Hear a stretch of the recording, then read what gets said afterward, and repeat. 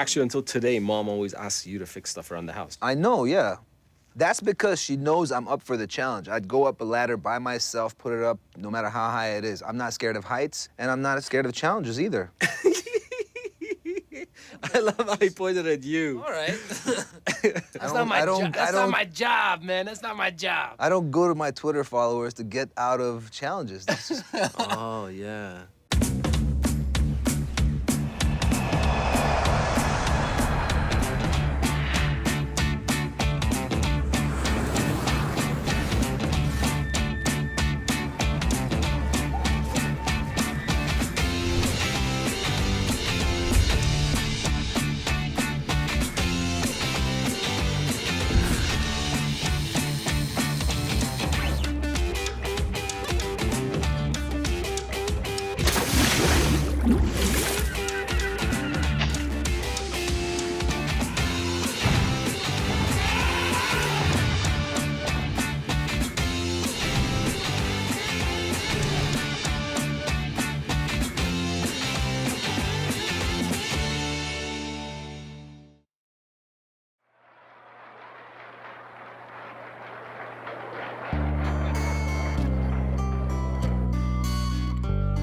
It's incomprehensible what the United Arab Emirates has achieved, not just economically, but also to a lesser extent, culturally. A lot of people around the world have heard about the mega projects of the UAE, like the Burj Khalifa and the Palm Islands, yet fewer know about the people of the UAE. Although our culture is old, our country is only 42 years young. From a population of just 95,000 people in 1963, expatriates and citizens today number over 5 million and growing. And with more than 2/3 of the population of the UAE under the age of 25, this is a nation that is still learning and developing. We are a young nation and we've grown up in the middle of fast-paced development. We have been taught to dream big, that's all we know. We are an ambitious people, tech-savvy, heavily social and open-minded, a combination that allows us to stand up and move forward.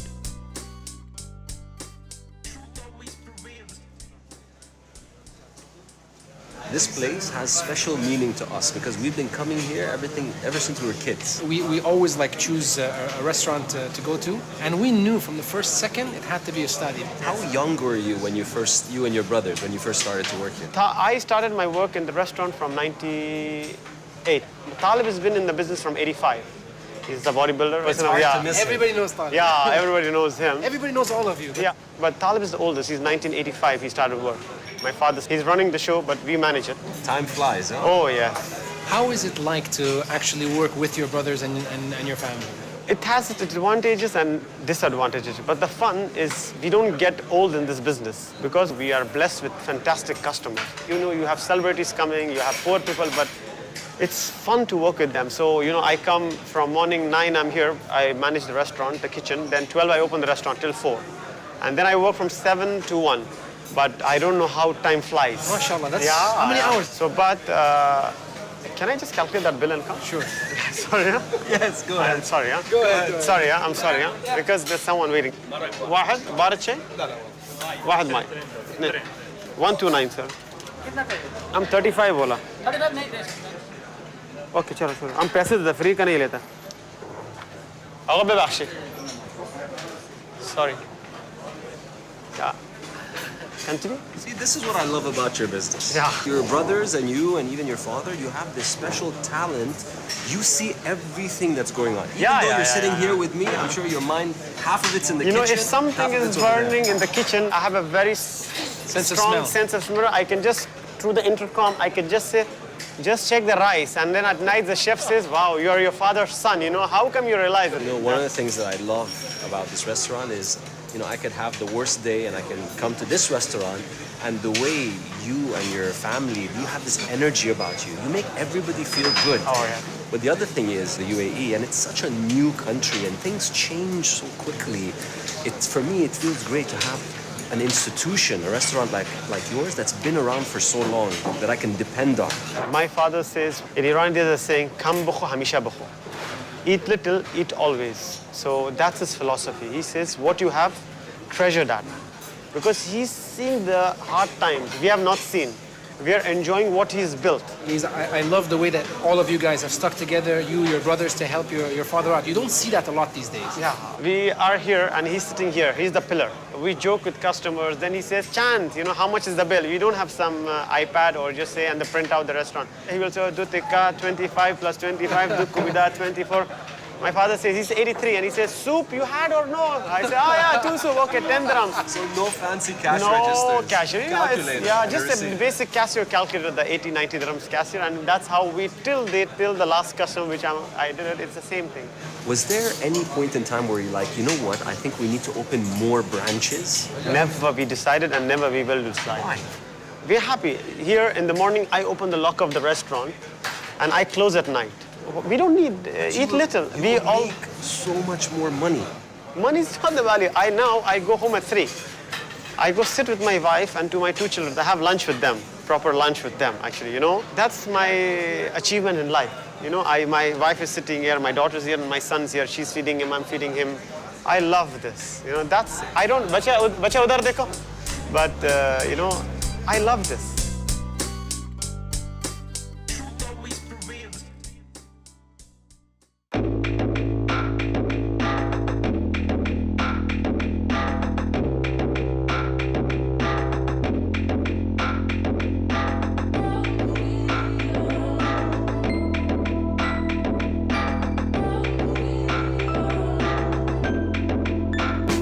I never knew what steps were going to happen from DJing to radio to TV. I didn't really think that was what was going to happen for me.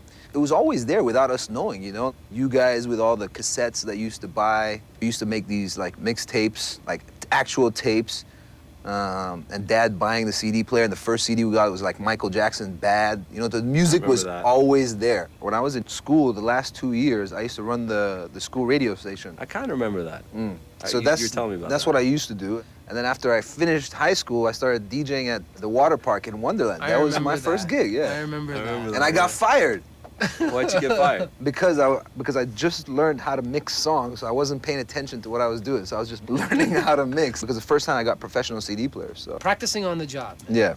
And I was practicing at this radio station. They wouldn't give me a job because they said you don't have experience. So I went in just to learn to mix the overnight music. I remember that graveyard shift. Yeah, from 12 midnight till 2, just to learn how to use the equipment. So when I first got my first job on the radio, they were so impressed by how much I knew about radio broadcasting that I got the job for the first time. I learned a lot of stuff just by watching people, because especially with an industry like this, a DJ is not going to teach you tricks about how to DJ, or a presenter doesn't always give you their secret weapons on how to present. They might help you out, but they're not going to give you everything. Just watch them all the time, and I got what I could from it. You also moved from there then. I mean, you're doing a lot more now. You went into TV. It was interesting because what I did is when I went in to cast for the show, I casted for this entertainment show. I went in, I did some entertainment news, kind of like what I do on the radio, but on TV. And then it was a week before we were starting shooting. I said, guys, can I get some details about what the show's all about? They say, yeah, are you going to be on the show called Emirati? It's a cultural show. We're going to be talking to the Bedouins, riding camels. Things we do every day. Yeah. And then straight after we finished, they offered me our second show, which was 20-something. And today, I'm actually on the show called That's Entertainment, which is pretty much what you want to do the show I casted for. Look, I mean, we also have to say that, even on TV, there are a lot of Emiratis in English-speaking roles. No, there definitely wasn't. But it's changing because there's a demand for Emiratis and Arabs especially to come on TV and radio because people can relate to them as well.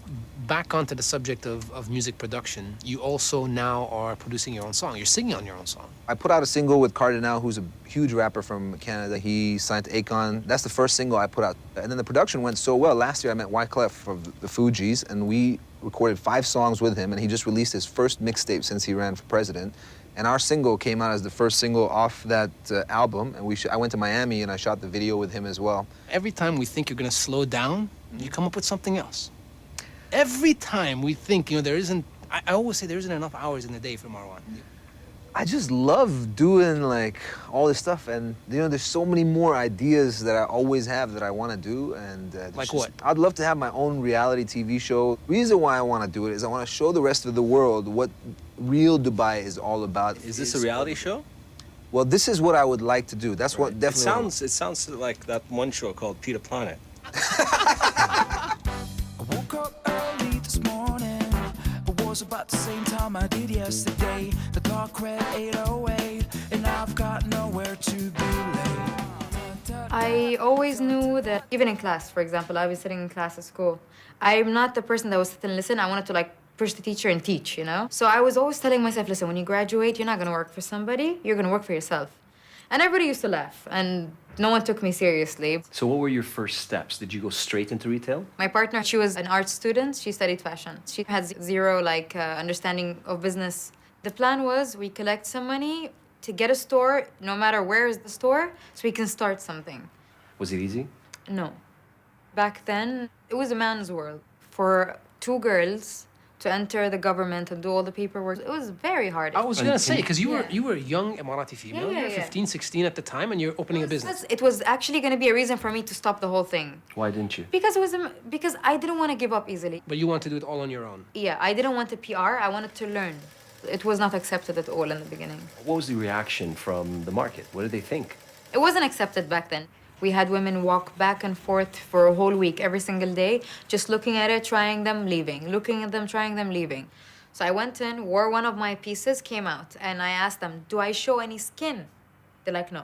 Do you see anything that shouldn't be seen? They're like, no. I'm like, so what's wrong? They're like, it just looks different. I'm like, what's wrong with being different when you can stand out? What's wrong with that? And they were slowly accepting the idea. It took them time until they broke that they crossed their idea of the abaya and actually had the courage and wore these daring designs. Nowadays, I sleep, I wake up, there's a new abaya designer. You know, it's like cupcakes and abayas. Oh, everybody has cupcakes and abayas. You know, a lot of people who don't know this part of the world talk about how the abaya is actually restrictive for women. To be really honest about this, back when I first started, I wasn't wearing abaya. I started wearing abaya when I was, I think, 20, 21. It was something you had to do back then.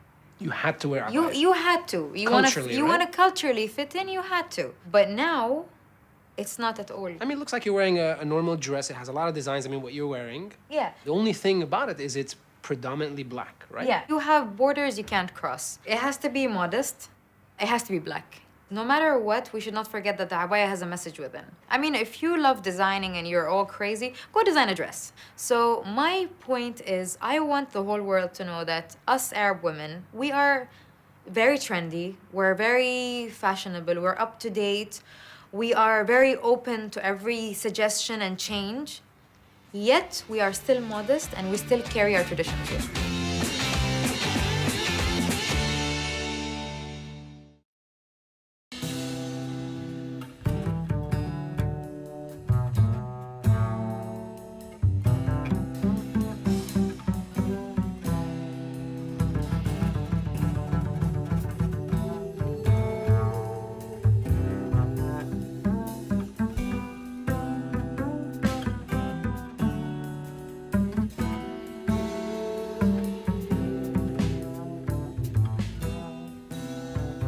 You know, there was only a few British schools, few international schools that taught music. They couldn't reconcile the thought that an Emirati had a music degree to teach. That was really weird for them. It was really strange. And you remain till today the only Emirati national who has a music degree, right? Yes, female.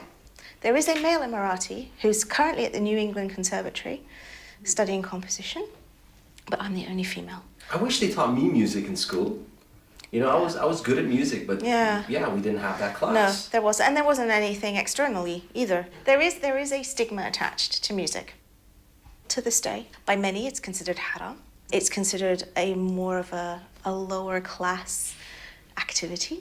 Yeah. Depending on what you do, obviously, with music, right? Exactly, but still, I mean, music was, in those days, festivals and things like that, and weddings and stuff like that, and it was tabla and oud and stuff like that, and it was always men, and that's it, really. I think the thing with it, that stigma that you talk about is, you know, people used to say, well, you entertain me.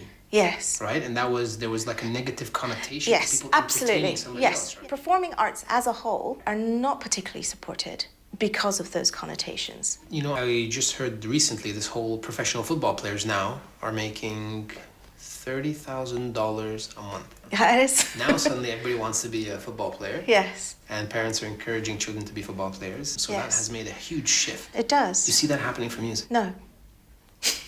Honestly speaking, no, I don't. Not in my lifetime. Really? Yes, we have 1,200 students. That's a lot of students. We look after 8 schools, provide them with a music service, and then we have students that come here after school and we run orchestras and activities. Now the demographic mirrors very much what the demographic of the UAE is. It's 90% expatriate. In the grand scheme of things, 36, 40 Emiratis compared to 1,200 students is very small, but you have to start somewhere. But is it about the quantity? All of them, bar 2, are under the age of 12, okay? Now that's because my age group are having kids, understanding that music is important and art is important, and all the studies show that if you learn a musical instrument, it develops your brain and you become a lot more organized in your thoughts. And so until they grow up and have their kids, that's only when it will change, I think. Well, I mean, 7 years in any business is a huge milestone. Yes. So you must be doing something right. You know, I met with Huda Kanu, who runs AdMaf in Abu Dhabi. And she said something to me that I will never forget, and I totally live by this. And I said, oh, so how do we get locals involved? And she looked at me, she said, Isma'i Tala, what is local to you? Local is a person that lives in this country and contributes to the bottom line and the community. So we are all local. And that changed my whole concept of what I do. Because everyone here is local and I'm contributing to the community. I mean, our tagline is bringing music to all. So whatever color you are, whatever country you're from, however old you are, if you want to learn music, ahla wa sahla. Where is the school headed? I want to expand. We could offer so much more and we could do so much more. In a more positive light, if I ever got the support, I would like to run a conservatory of music. I'd like to build it. I'd like it next door to the Opera House. That would be amazing. I do what I do because I love it, you know, and I do what I do because I know it makes a difference. So far, all you have is nothing if it ain't real. So far, is it really? So mainly Journey Through Change, it's a company helps women to change her life through hiking in certain areas in the world, but combining it with counseling and workshops. Right, right. I joined the walking and talking together. As the name implies, Journey Through Change, it's not just a trek, it's a life-changing I'm journey. not a walking company, I'm not a tourist company. I got the name because of my own journeys in life. I have been through different journeys and a very big changes and journeys. So I thought, you know, why can't I do that and make something for women? And I want to make something very clear. It doesn't mean that you have to have a problem to come with me. You just need to explore something new, to discover something and discover yourself. And I always say to their husbands, if your wife is happy, I'll bring her back happier. You don't go to the regular touristic spots either, right? No, actually, some areas you hardly see anybody. Small villages, but they all know UAE and they all know Dubai and all that. And no shopping. You just don't shop. There is nothing to do with shopping. Do they say, well, then forget about it? No. This is surprisingly, more of a culture, right? I mean, you want them to be exposed and appreciate. And we want to be the ambassador for our country. Is there like a symbolism there?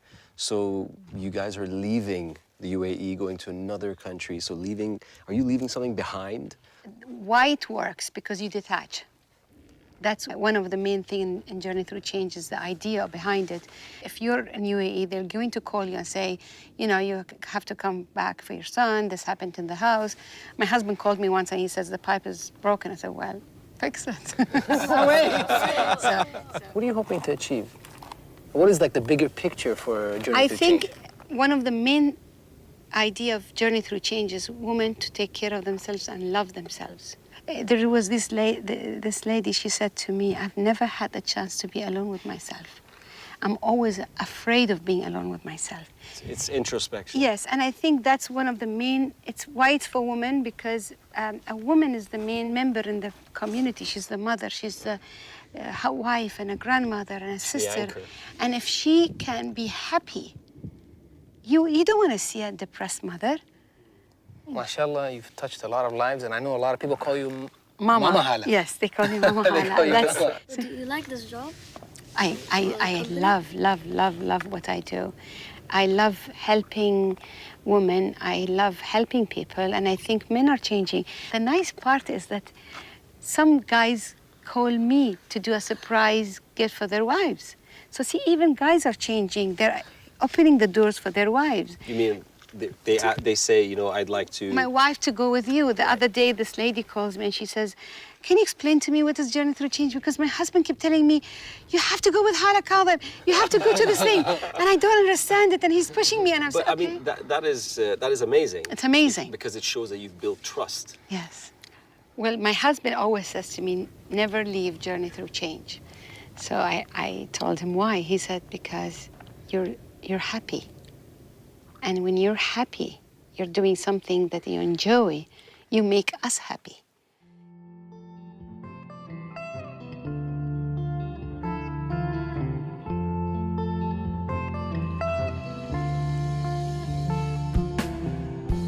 We traveled to 12 countries on 6 continents and not once felt a hint of culture shock because we are lucky to live in a country with 200 other nationalities.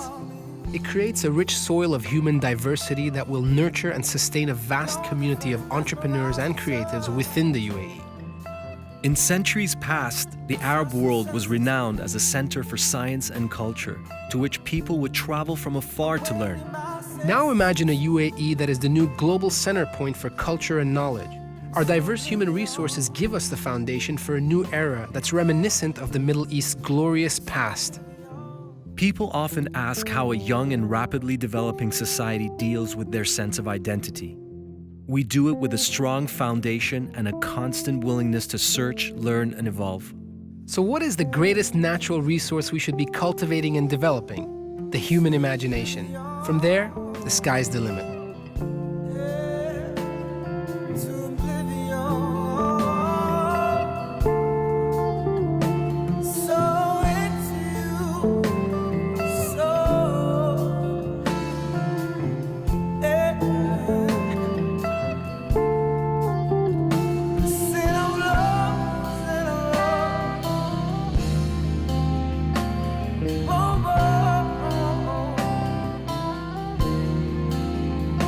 Say